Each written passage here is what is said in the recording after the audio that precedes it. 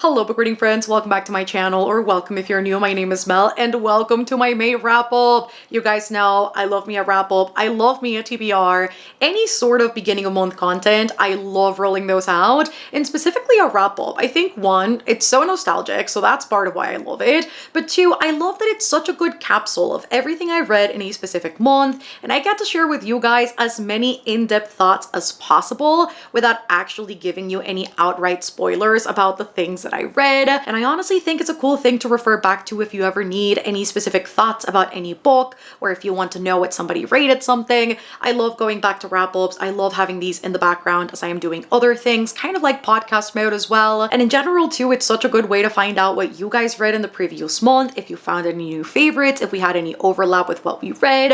I love hearing you guys out in the comments and seeing exactly what your reading plans were ultimately in the past month. So I think all around it's such a good time to just see what everybody read. So I hope you guys are excited about a wrap-up time. I know I am. I ended up reading 5 different books in the month of May, which is maybe a little under what I was expecting or wanting to read. However, I had some really good wins in the month of May, which I am so excited about. Some that were not as good, but I do have lots of thoughts about. Let us get right started. And don't forget to share in the comments what you read in the month of May. I have to say, May started out with a bang because I read The Hero of Ages by Brandon Sanderson, and upon finishing this book, and also before I even did that, when I picked it up, I realized this is the first Sanderson series that I've ever finished, which I know sounds so crazy because I have read so many Sanderson books at this point, but even though I've read so many of his books by now, I have never finished or completed a section or a full series by him.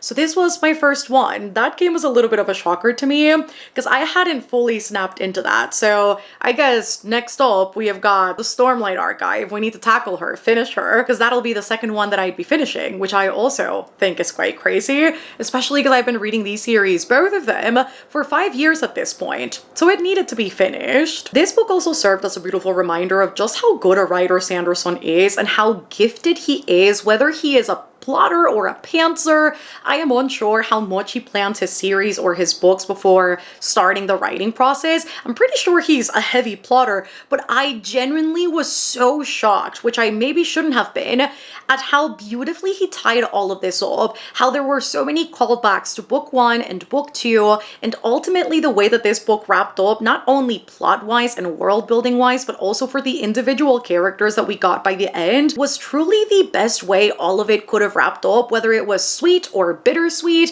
It was just perfect in many different ways, and I really appreciated, I think, the Well of Ascension so much more because of The Hero of Ages, which I think is also a hard thing to accomplish when you have read a book, specifically a second installment, that tripped you up a little bit. Maybe you didn't love it so much pacing-wise, or maybe you had some structural issues with it, and then going into the third book for the third and final installment to make you track back to what you read previous to this, and then go, oh, well, that's why all of that was necessary. It might have been a little tedious, it might have been a little annoying at times, but it served the purpose fully when you walk into this one. So I think that was so nice to be able to appreciate by the end of Mistborn Era 1.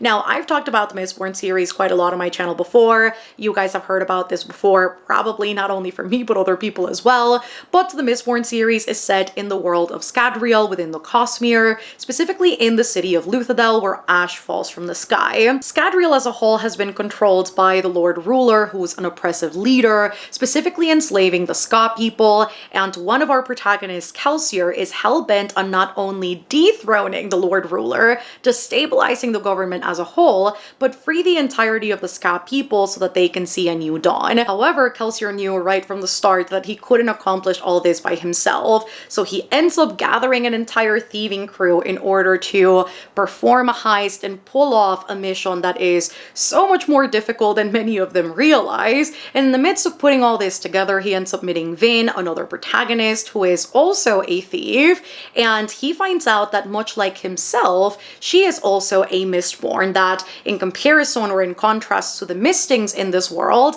are able to control every single alloy of metal that exists within the magic system.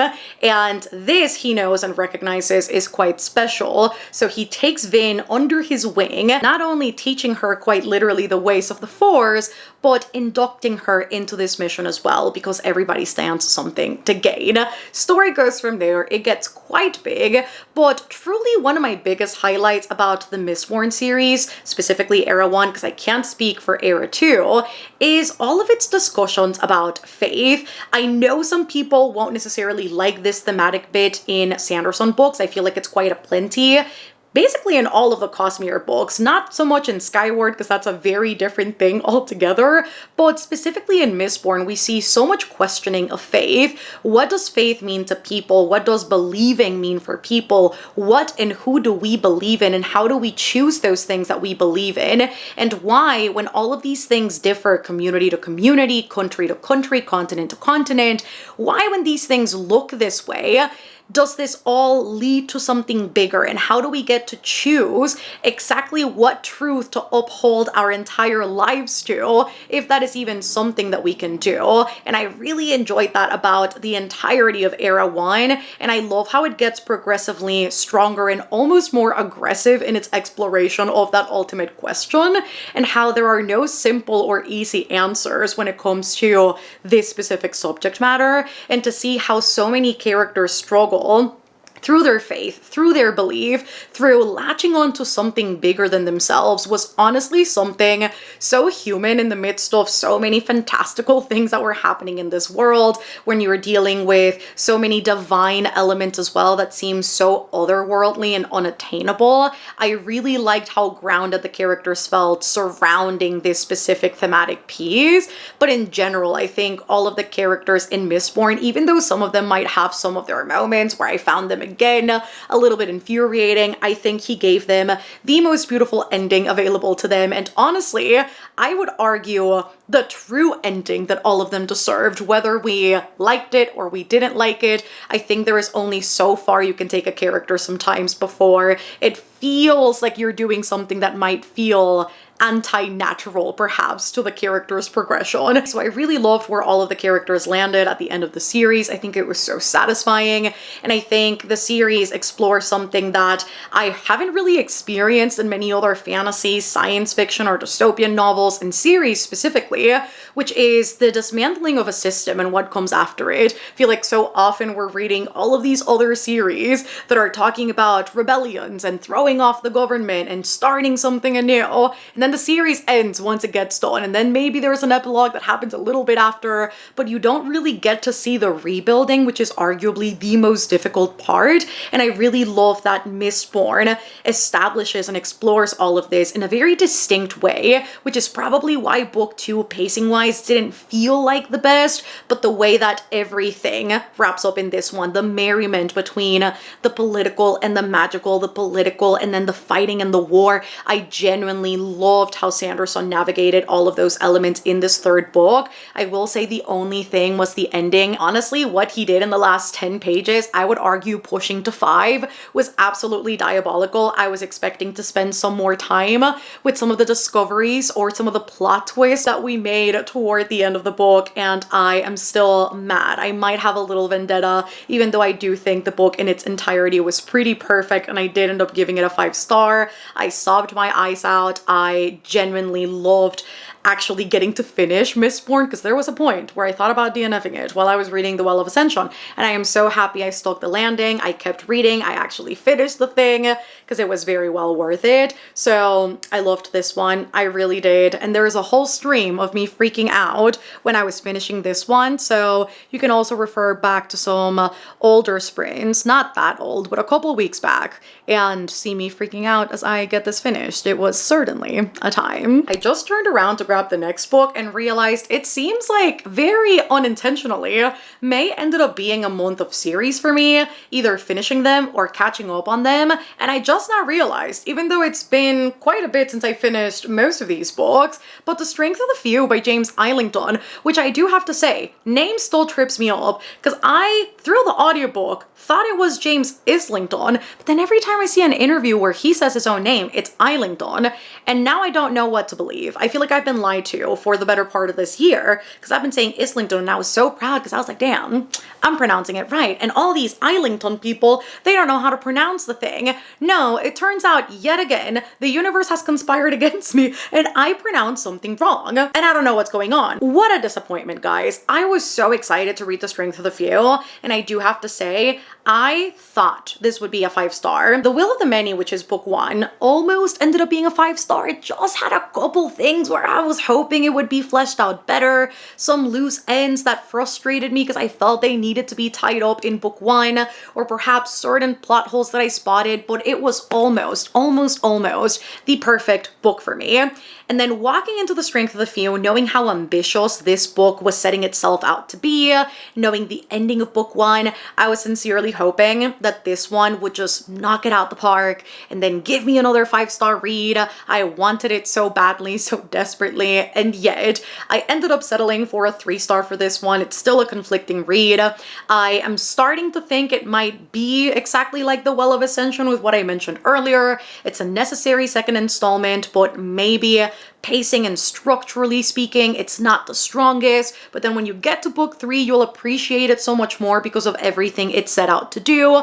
However, I think the book spends the entire story setting up something very specific, and then at the end of the book, it's all undone in a plot twisty way that I'm unsure actually sets itself up for success right from page 1. So it's a little conflicting. I'm still trying to turn it over mentally to try and figure out if what I think makes sense actually makes sense, or if it just came out of nowhere in an unexpected way, which I will guess a plot twist most of the time is pretty unexpected. But in this one, I do have to say it threw me for a loop, and I did finish out this book feeling a little confused, which is not the usual for me, and it's also still confusing. I'm just overall confused. In the Hierarchy series, we follow our main character, Vis, who is an orphaned boy at the start of the series, and he gets adopted by one of the most influential families in the Catenan Republic. He's alerted to a conspiracy theory that leads him to the island of Solivagos, where he will need to investigate a disappearance, potential murder,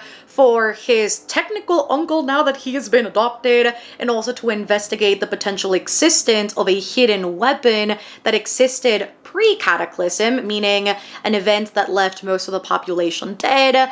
It's technically quite dangerous if this weapon were to exist because they don't quite understand pre-cataclysm technology, and allegedly there's this something that exists within this island that Vis might be able to find if he ends up infiltrating the Catenan Academy, which is the most prestigious school in the entire Republic, and only the children of the most wealthy and also influential families attend it. So Vis is set out to do this massive thing, even though he hates it there. He hates the Catenan Republic for very personal reasons. He definitely does not want to be there, but he knows this is the only means to his survival. So at this point, he's committing to the bit. He is risking it for the biscuit, and so he ends up going, and the story goes from there.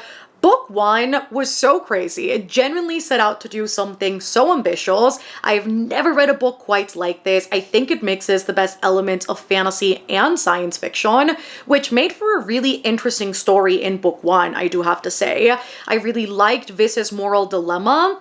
And I think in general, when I see books like these, The Will of the Many, perhaps even something like Red Rising, where the character has to integrate himself into a different place where he knows he doesn't belong, and yet finding a sense of belonging, even though that's the last thing that he would desire perhaps, and then grappling morally internally between the person that he was, that he is, and that he knows he needs to become in order to potentially ultimately save the world from its very end. And I think it's quite fascinating to see the setup for that and to see exactly how the characters come to care and come to understand the people around them, and perhaps also come to understand exactly why the system works and exists the way that it does, and wonder if it's even possible to dismantle it from the inside out. So I think all of those things really worked for me in book 1. They also worked for me in book 2, just in terms of where Vis is headed personally as a character. I think the magic system is also fascinating. You have a caste system based on will, where you have to seed and receive a specific amount of will based on your own level of strength, not only physically, but also mentally.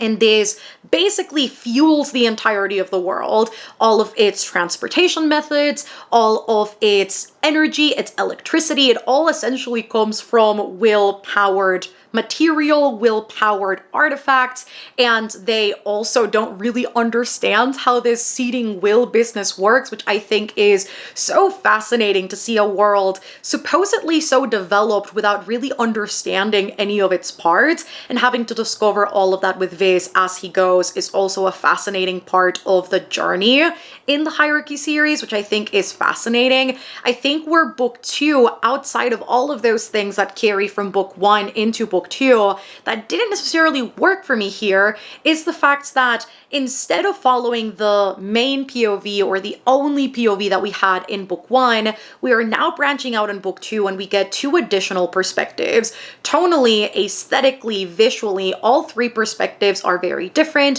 following very different people, following very different side characters, and therefore the book ends up feeling quite fragmented, and the flow of the chapters and how we transition in between one to the other was not done in the smoothest way. And I think because tonally, all 3 of them seem like completely different books, it ends up feeling quite jarring to move from one to the next. I don't know that the transition in between scenes felt the most seamless or the best that it could have been. Again, I can see the crumbs of what this book is setting up and a lot of the important information that we received from all 3 perspectives, and how a lot of these things felt necessary, but also there's something quite circular about the narrative that, while also in ways might feel very perhaps necessary in terms of no matter where we are and no matter who we follow, it might all end up in the exact same place because there are certain elements of the story that are quite inevitable. And I also think it was somewhat fascinating to see how essentially your environment, which is a big conversation that the book has through all these different POVs and characters, is that depending on where you are and the people that surround you, it leads to very different experiences, very different outcomes, very different ways to view the world and to essentially act or involve yourself in very specific situations where either your hand is forced or maybe you don't feel as comfortable because you are comfortable in your regular comfort that you don't really want to step out of that. And I really enjoyed seeing all of it, but sometimes again it felt quite infuriating because the chapters felt perhaps a little repetitive with some of the things that we were exploring. It felt a little meandering sometimes as well, and I think tonally, because they're so different from each other, it's not necessarily what you sign up for. And ultimately the impact of all these new characters that we're meeting through the other 2 perspectives that are added from the already existing one in book 1 end up feeling quite underdeveloped because we don't get to spend as much time with them. We obviously got a nearly 700-page book in The Will of the Many, which spends so much time setting up this and the world of the Catan Republic, and then when you get into the second book and you're trying to do basically the same legwork with the other 2 POVs without any real emotional payoff because you're spending a much lesser time with those 2 than you are with the main one, it ends up missing its mark time and time again, which was a little bit, more than a little bit actually, frustrating as I kept reading this. We kept getting mentions of how important things were happening or how important certain characters were or how a certain amount of time had passed. I just think because all of the moments that were mentioned were all pivotal for the different characters that we follow, it seemed just a little short of actually hitting the way that it should have because we don't get to see any of it. And again, while I don't mind a world that moves on its own, all of these things seemed quite important for us to witness, and yet we didn't. And so all of the emotional impact of the different relationships of all the different characters in all these different perspectives were ultimately very disappointing, with even some of the biggest moments in the main POV not feeling as epic as they could have, just because a lot of it felt like it was there for shock value instead of actually building out something quite monumental for the story itself, because all of these moments were quite huge, paired up with also certain moments that made certain characters or perhaps certain antagonists feel quite theatrical in not a flattering way. It almost felt like Scooby-Doo villain, which you guys already know is not something I typically appreciate, made the reading experience quite infuriating. So all in all, I had hopes and dreams. They were sadly not met, from a 5-star to a 3-star. But you know what? It happens sometimes. it's what it is, and I'm just holding out hope that the Justice of One, which is book 3 out of 4, will be a good one. Dear God, we pray. I also read The God and the Gwisin by Sophie Kim, which was such a satisfying conclusion to the Fates thread duology. I was unsure going into this book if it was the last installment or if there was going to be a third book, but honestly, after this, even though I would love to see more of the characters, it was such a satisfying conclusion to this that I do not need these characters to suffer anymore. I just need them to be happy. I need them to live out their dreams and to just live in peace for the rest of their days. Dear God, I really just need them to rest because they went through it for the entire duology. It does have a sort of weird, almost open ending, but I think it was more there for the comedy than anything else, just because comedy is something that's quite woven into the storyline of the Fates thread duology. But overall, it was so good, and I was so surprised to have enjoyed it as much as I did, given the fact that this has one of the tropes that I like the least. I'm not going to say which one specifically, just given the fact that it is a spoiler. However, I really liked Sophie Kim's play on it, and I think because there was such a huge fate element to the entire story, obviously Fate's thread, I think it ended up working out beautifully, and this was actually the type of story that I had been craving for months now, and I hadn't ventured out into looking for one because I didn't really know if I was going to find something that not only met my expectation in terms of perhaps the dynamic, perhaps the tropage, but more than anything, tonally, if it was going to fill that void that existed in the very core of my being that I just needed something to fill it with. And some way, somehow, after starting this book, I very quickly realized this book was going to be the one to do that, which I wasn't expecting it to. And if I would have known that that would have been the case, I would have read this sooner. But I do think me and this book met at the perfect time, exactly when I needed it, because maybe if I would have read it 6 months ago, I wouldn't have reacted to the book the same. That said, I'm yapping a lot and not giving you a synopsis, but essentially in the Fates thread duology, starting with book 1, The God and the Gumiho, we follow a fallen trickster god called Sokka, and he has been banished from the godly realm, and he has been specifically banished to New Sinsi in South Korea. It is there that he works at a police station as a detective, and it is also there that he falls madly, deeply in love with coffee. He frequents a very specific coffee shop. He likes his coffee a very specific way. He likes his coffee quite sweet, and I love him for it. He is just the best. I'm obsessed with Sokka. He is absolutely incredible. One day, after being banished, many years after this happens, by the way, there is a nine-tailed fox going rampant all over South Korea, committing certain killing sprees, and because of it, he is approached by his brother in order to perhaps regain his godly status, re-enter the godly realm, and the only condition to that is that he needs to stop these serial murders from happening. He needs to apprehend this murderous fox and either turn her in or just kill her altogether. Either way it works, but specifically, more particularly, more preferably, they want her dead. And Sokka obviously says yes, because he wants back. And Hani, our second protagonist, who works at the coffee shop that Sokka frequents, has some personal stakes in the game as a nine-tailed fox herself, also known as the Scarlet Fox, a very legendary one, by the way. She's like the ghost story that you tell to children, which I also really loved.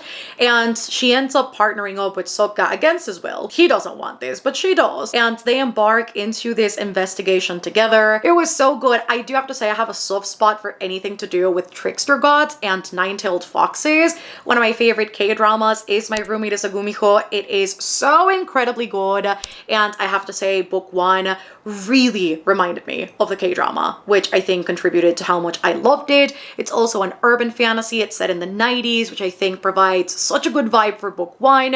However, this second book has an entirely different plot, an entirely different setup, because we follow our main character Yukisa in a cruise ship for the dead, the SRC Flatliner, and Sokka, on recommendation of his therapist and also his brother, is essentially required to take some vacation. I don't want to say required necessarily, but it's strongly suggested, meaning he goes on this cruise ship with his brother and his therapist, which is also quite a hilarious setup. However, somebody dies on board and he finds himself investigating with Yukisa to figure out exactly what has happened to this dead body and who's behind this thing, because it seems like quite a big mystery.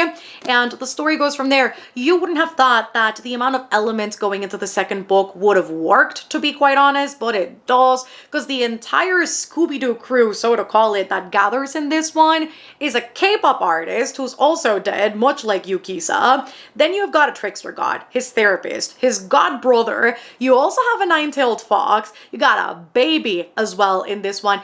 It's honestly quite crazy, but I loved seeing them all get up to the shenanigans and trying to figure out exactly what has happened here. All of the flirting, all of the romance. There was a second couple introduced in book 2, which was also quite satisfying, and I really enjoyed the discussion of mental health, particularly in this one, and how specifically for Yukisa, being a medical provider prior to her death, there was a lot of empathy fatigue and a lot of burnout, and getting to see exactly where that leads her and all of the thought process behind it was not only so nice to read about, I think it was also very comforting in its own way to read about a character so open in her vulnerability, as well as some other characters, including Sokka, who also have plenty of explorations of mental health, which I wasn't necessarily anticipating, but I think it made the book so much more intimate in its own way to get to see these characters in such a raw state almost, and to see them open up to each other progressively and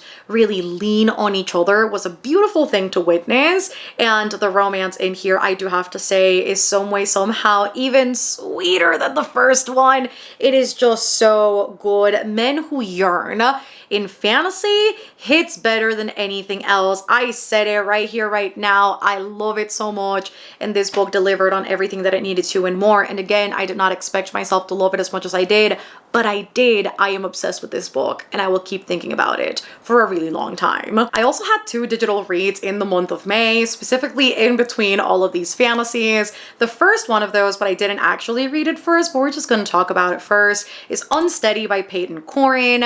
I was in need of a good romance when I picked this book up, and I thought this would do the trick. I had heard so many people talking about it, so many glowing reviews, and yet I walked into it and it was such a conflicting reading experience, because I think it has all of the right elements, and yet somehow it doesn't fully come together. We follow our 2 main characters, Reese and Sadie, who are in the same college. Sadie is a firecracker ice skater, known for her bad attitude, known for being quite rebellious. She has quite the reputation on campus, but behind the scenes, what people don't know is that Girly Pop is drowning in debt, dealing with an abusive alcoholic father, taking care of both of her siblings, talking to lawyers and going to hearings in order to get full custody of her siblings, because it's either her dad or her. So she has quite the responsibility all throughout the book, which is showcased time and time again, which I did appreciate. I really enjoyed the fact that the author shows us these moments and we aren't just told them, but we actually see Sadie take care of her brothers, see what things she needs to leave basically stranded in order to take care of the bills or her siblings,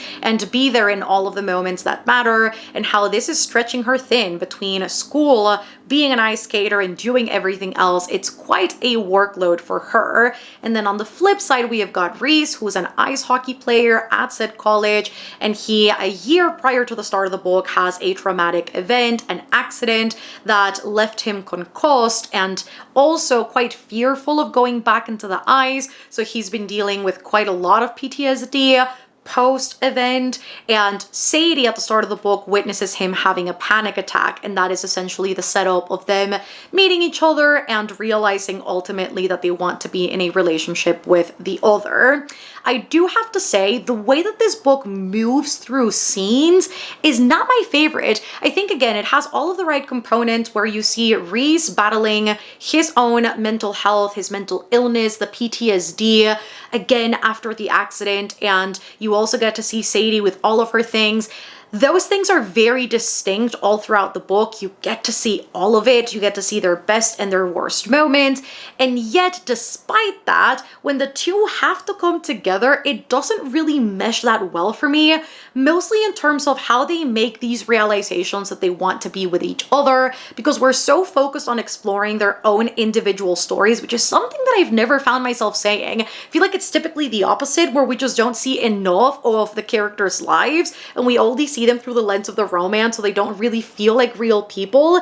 In the case of this book, they feel like real people, but then there isn't enough development within the relationship for me to truly believe that they actually want to be together by the end of this. Specifically on Sadie's end, it just felt like she needed a whole lot of convincing in order to get there, which is also due to a lot of her own experience in romance and her home life. Like, it's not really that conducive for her to take care of herself. So I think there's an element there of she can't quite recognize the things that she needs, which is something entirely separate.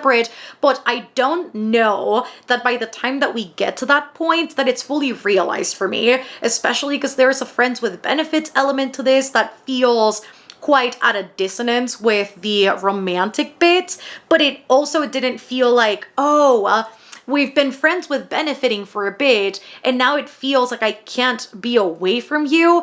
It's just weird in the way that we navigate all of these different scenes. I can't quite vocalize what it is about it, but I think it doesn't flow very well to get to that ultimate point. However, I really did enjoy Reese's soft way of loving Sadie, and that being a reflection of his parents. I think that was one of my favorite parts of the book, getting to see his parents so deeply, madly in love, and seeing how that essentially influences him to love the same way, to show up the same way, to be a provider in the same way. I think it was really beautiful to see a college athlete in a romance book that has a really healthy and good relationship with his parents in a way where he knows he can rely on them and they're there for him no matter what. So that was a nice balance to the very traumatic things Sadie was going through. So I do think in terms of balance, the book has it. I think it's just weird in the romance department. And I also think toward the end of the book, when we start resolving a lot of these issues and a lot of these events that are quite prominent in the storyline and in Sadie's life specifically, I don't know that they were my favorite in terms of how we got to the end conclusion, specifically in terms of the whole brother custody thing. I didn't really love that. It was a little conflicting for me. I think overall it was an enjoyable, easy read because I definitely couldn't stop reading it as I was reading. And there was a point where I did cry because I did feel for both of the characters. And there was one specific line, one specific moment between Reese's father and one of Sadie's siblings that just absolutely broke my heart, that I started crying mid-morning when I was reading this book. So again, a little bit conflicting, but I think overall it ended up being about a 3-star for me. There were some things that worked, some things that didn't. I think it's mostly just the beats and the progression of the characters getting together. But other than that, I wasn't so mad at it. It's not the best romance book I've ever read, but the parts were there. I think it just needed some polishing. And it's interesting because this was already picked up from it being self-published, and I did read the ebook, which was published by Simon & Schuster. So it technically was already cleaned up, but even then it felt like it needed more editing to fully come together. And last but not least, I read a digital arc of Yes Chef by Grace Riley, and that was a successful romance, ladies and gentlemen, and everything in between. I loved it. It was so good.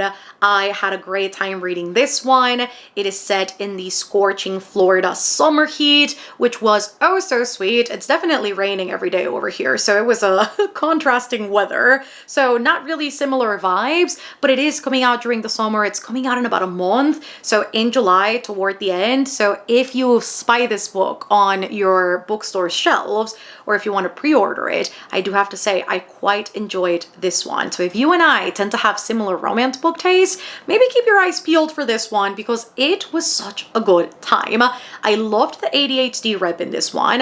I loved all of the little anxieties and intricacies within the relationship that directly reflect back on ADHD. I think that was so well done. I really enjoyed the way that food was a prominent element of the book. I find that sometimes when a book has like a baker or a chef or a cook, we see some of it, but we don't really see it as its own setting and consistently throughout the story. But I loved that Grace Riley did a beautiful job at actually giving us that kitchen ambiance and the chef promise, because this book is pitched as It Happened One Summer meets The Bear. Don't know about It Happened One Summer, take that with a grain of salt. I DNF'd that book, didn't really love it, but The Bear was so present in this book. It made it such a great reading experience. So we follow our main characters, Poppy and Jack. Jack, who is a chef, and he loses his mentor dad figure at the start of the book, which makes him spiral quite a lot. He comes to work late, he starts drinking quite heavily,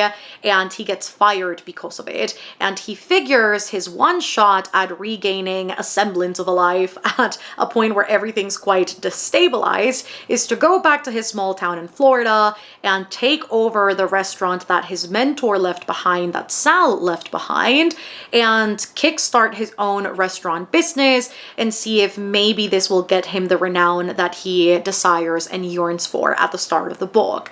Then on the flip side, Poppy, who is actually his boss's or old boss's daughter, is a social media influencer. Quite against her family wishes as well, because they're not really in agreement with what she's doing with her career. They would rather her do just about anything else. So Poppy, in a desperate attempt to show her family that the social media business is actually a real job and that she has got so much more to give than meets the eye, decides to chase after Jack, who she already doesn't get that well with, and offer him her services in terms of marketing and content production to help him promote the restaurant he's trying to get off the ground and to show her family once and for all that she is capable, and so is he. So it is a win-win situation. Both of them have got ADHD, which is something that for other people in their lives has been quite the point of contention. We know a lot about how ADHD has affected their lives from a very young age, but how it keeps affecting their lives, specifically in the form of interpersonal relationships and romance. And I really enjoyed that bit. I know when I was diagnosed with ADHD, part of all of the testing that I had to do involved talking about relationships and how ADHD can affect those relationships. And I didn't realize that was a huge part of ADHD for adults either, up until I started working in therapy for it and I got diagnosed. And I really enjoyed seeing characters and I guess a more accurate depiction or an underspoken about depiction of ADHD that talks about the relationship aspect and how it can be so much harder to put yourself out there or to connect with people because perhaps the type of connection that you're looking for is very specific, or perhaps how you feel disconnected because of something else that you can't quite explain. Just need the right person in order to mesh with. And I really loved that about the book. I loved that because Jack is so hell-bent on Poppy learning the ropes of the kitchen and of cooking, essentially teaches her how to cook, and he refuses to work with her up until she learns the basics and knows how to do things, which basically sets up such a beautiful partnership between the two of them that is so far beyond the romance and that really elevated the stakes as well when it came to making this business together. I love that we got to see service in the kitchen and that we got to see Jack in his element. I think that was quite nice, as well as Poppy applying a lot of the knowledge that she already acquired from doing social media and applying it to something else and showing even herself that she's capable of doing something of this scale and truly discovering a passion that she wouldn't have anticipated herself to have. So all in all, the book worked really well for me. The only reason why I didn't give it a full 5-star